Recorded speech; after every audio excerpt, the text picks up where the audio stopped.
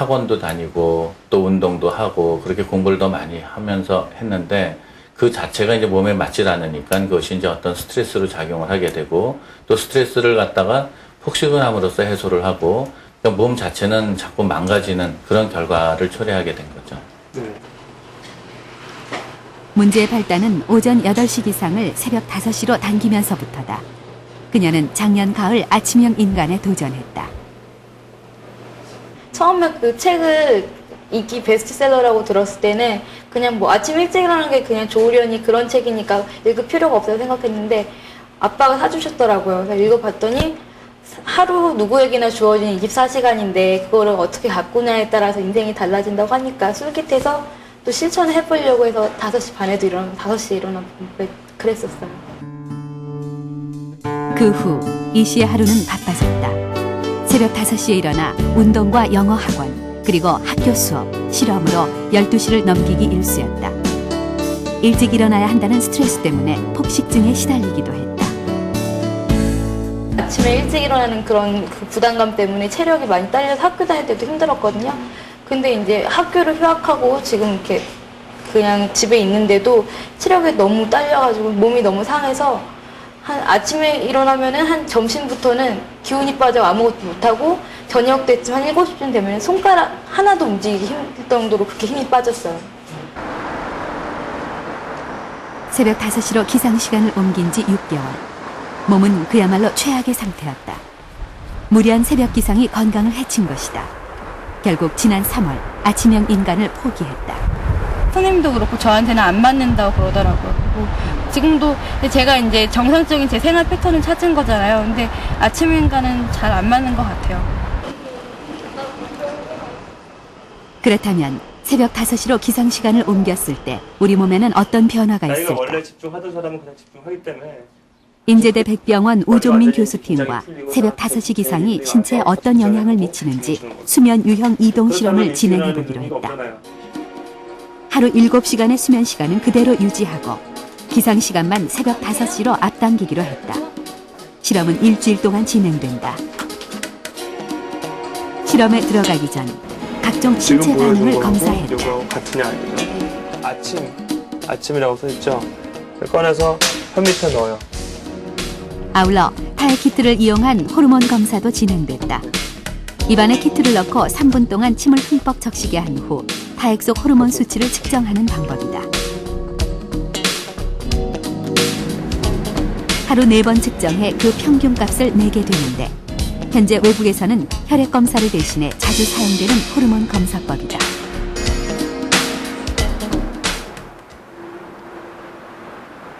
일주일간의 기상시간 이동 실험이 시작됐다. 참가자들은 새벽 5시 기상을 잘 지키고 있는 것일까? 하원영 씨세요? 네. 참가자 중 한 사람, 대학원생 하헌영 씨. 기상시간을 무려 3시간이나 앞당겼다. 모르겠어요. 지금 몇 시예요? 실험 첫날 새벽 5시. 그는 아직 잠이 덜 깬 상태였다. 아직 잘 모르겠어요. 일어난 건데 아직 좀 정신이 좀 없네요.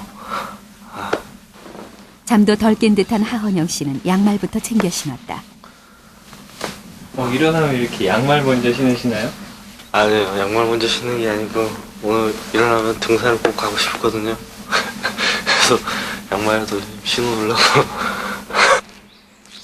아침 8시가 기상시간이던 그에게 새벽 등산은 처음 있는 일이다. 이런 새벽 5시에 나온 거는 처음이거든요. 나와보시니까 어떠세요? 나보니까 공기가 너무 좋네요. 여태까지 여기 한 서너 번 왔는데 공기가 이렇게 좋은지 몰랐어요. 하헌영 씨는 불가능할 것 같던 새벽 5시에 기상한 것 자체가 스스로 놀랍다고 했다.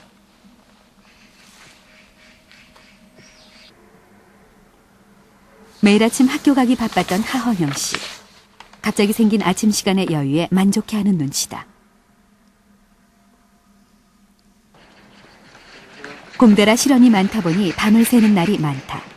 그래서 새벽 5시에 잠들 수는 있어도 새벽 5시에 일어나는 것은 감히 상상도 못했다. 이쪽에 이공계 쪽에서 5시에 일어난다는 거는 실은 좀 다들 믿을 수 없는 일들이죠. 좀 이단아예요, 되려. 오후가 되자 하은영 씨는 피곤해하는 기색이 역력하다. 일에 몰두해보려 하지만 쉽지 않은 모양이다.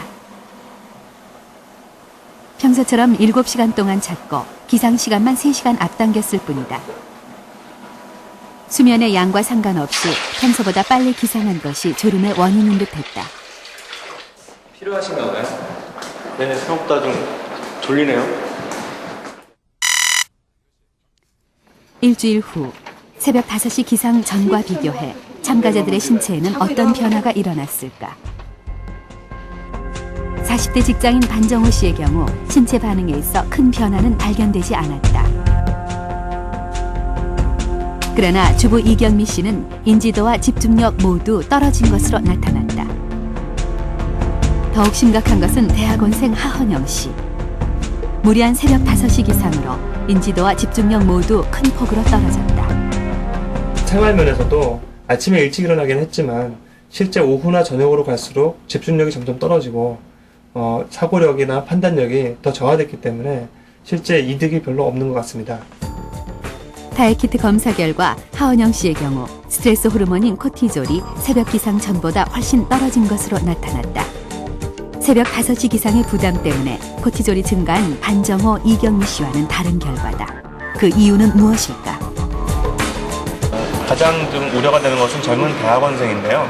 이분 같은 경우는 수면이 시간이 굉장히 부족한 상태에서 저녁 때 갑자기 스트레스 호르몬이 상당히 높았다가 일주일이 지난 이후에는 또 보통 사람보다 더 밑으로 많이 저하되는 이런 소견을 보였습니다. 그래서 이것은 아마 더 장기적으로 추적 조사를 해봐야 하겠지만은 만약에 이런 패턴이 계속된다면 이것은 무리하게 아침형 인간으로 바꾸려다가 오히려 여러 가지 스트레스에 대한 면역력이나 반응성이 더 떨어져가지고 더 이렇게 탈진되는 상태로 가는 것이 아닌가 우려됩니다.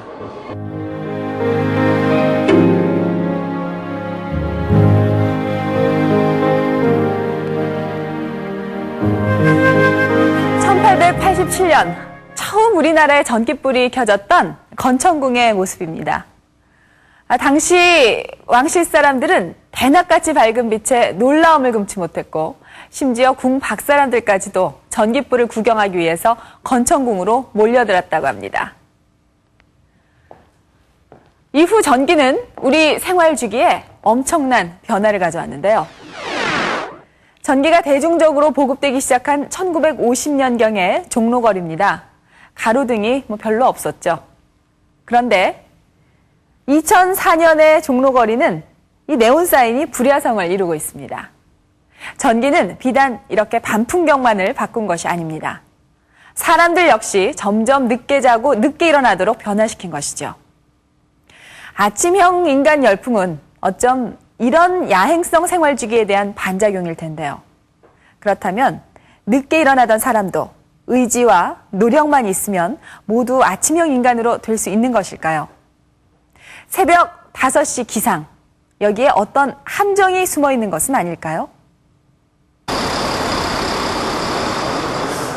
학습용 교재를 만드는 한 회사. 오전 8시가 넘자 출근하는 직원들이 많아진다.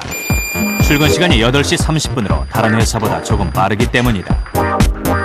5시 50분 정도에 일어나고요. 알람 시계가 그때부터 6시까지 계속 울리고 일어나서 밥 먹고 씻고 나오면 한 6시 반쯤 출발을 합니다. 직원들의 평균 기상 시각은 대략 6시 30분 정도. 과연 이들 중 새벽 5시에 일어날 수 있는 아침형 인간은 몇 명이나 될까? 아침형, 저녁형 설문지는 그 말씀 그대로 자신의 그 생체 리듬이 주로 아침형인지 저녁형인지에 대해서 저희가 이제 구체적으로 평가하는 내용이고요. 직원 100명을 대상으로 수면 유형 설문조사를 해보기로 했다. 이 설문지는 전 세계 수면 클리닉에서 공통으로 사용하고 있고 수면 유형을 알 수 있는 가장 일반적인 방법이다. 설문조사 결과는 놀라웠다.